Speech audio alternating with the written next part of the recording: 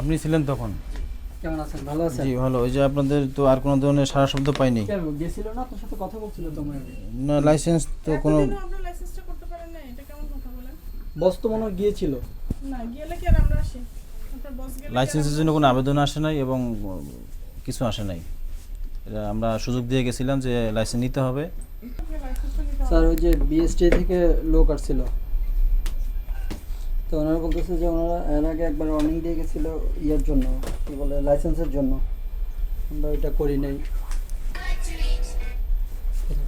Boss hello আসসালামু আলাইকুম। যে মোবাইল করে আসছি। জি জি, আপনাদের এখানে একবার সতর্ক করা হয়েছিল, আপনি একবার অফিসে গেছিলেন কিন্তু আবেদন করেন নাই। আমি অফিসেও গেছি, আবেদনের ফরম্যাটও জানতে চাইছি, কিন্তু এখান থেকে আমাকে বলছে যে আপনি আসেন পরে।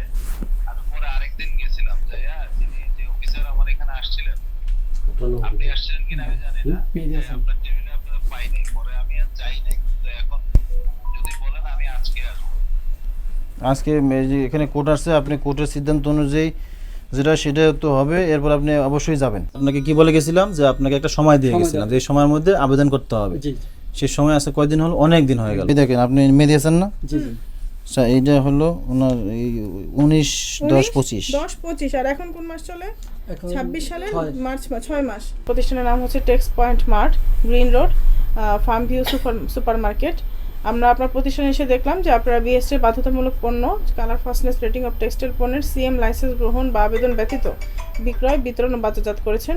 ইতিপূর্বে আপনাদের এখানে মোবাইল কোর্ট এসে সতর্ক করে দিয়ে গেছে, কিন্তু আপনারা তা সত্ত্বেও 8 মাস পার হওয়া সত্ত্বেও আপনারা লাইসেন্সের কোনো রকম আবেদন বা কোনো প্রক্রিয়া অনুসরণ করেন নাই।